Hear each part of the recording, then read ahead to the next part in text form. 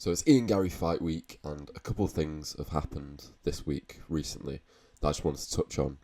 The first one is, as you can probably see on the screen now, Ian Garry rocked up to Media Day to have his photos done with what's either a scratch or a cut just under his eye on his face. Now, when I first saw it originally, I thought it was a cut that he'd sustained in training, and I was thinking, I even tweeted about it, I said, if Pratters lands and opens that back up, it could be really bad for Ian Garry. But now I've had a bit of a closer look, I think it could just be a scratch. It's a long scratch, but I think it could just be a scratch the way it's scabbed up. But yeah, as I say, if it is a cut, it could be really bad for Garry if it were to open back up in the fight. But, you know, he's got a young son who could have just scratched him when they were messing around. But he's not said anything about it. He's not commented on it. So we're not entirely sure. But yeah, cut, scratch, we don't know. Another thing that happened this week is obviously Ian Garry, as he's the main event, he's been doing a lot of interviews. This one's with Full Send. And he went in on a couple of welterweights, and until he beats a name like Carlos Prates, like, he went in on Sean Brady. I'll play the clip in a minute, but he said something about, like, Sean Brady looks like he's out of Lord of the Rings. Sean Brady just got a finish win that is better than any of the wins Ian Garry has in the division, so we can't really speak, but I'll just play what he said about them now. Joaquin Buckley barely speaks fucking English, and Sean Brady looks like he's out of Lord of the Rings. So no one gives a fuck about these guys.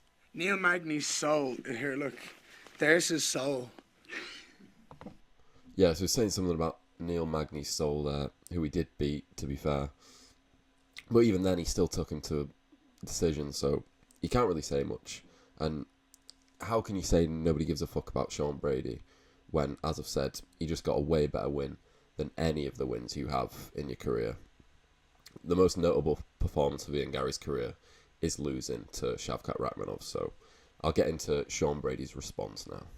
And I'm going to be honest, Sean Brady kind of cooked him. I'll read his Instagram post now.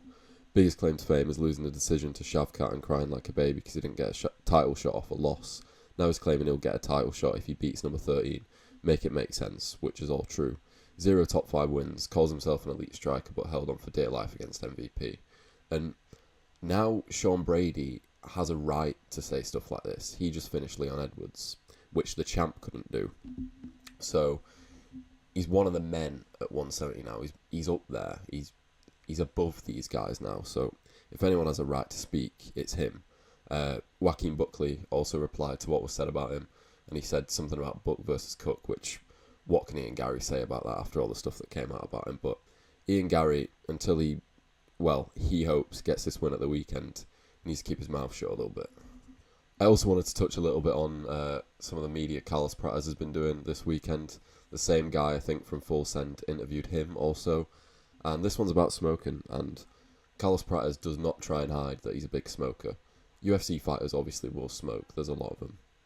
They've smoked since they were younger.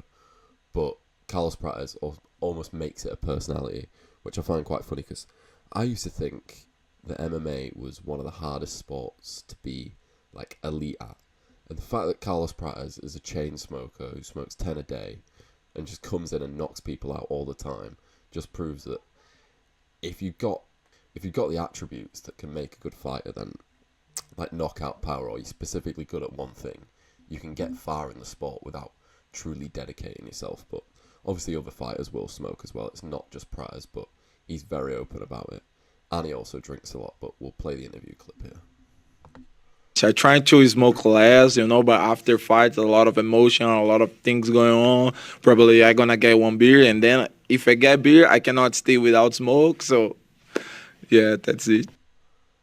Yeah, he's not going to quit smoking, let's be honest. He's not. If he wins this weekend, he's going to be straight on the cigs, straight back on the cigs. And, yeah, I can't see him quitting smoking anytime soon, to be honest. But, you know what, it's working for him now.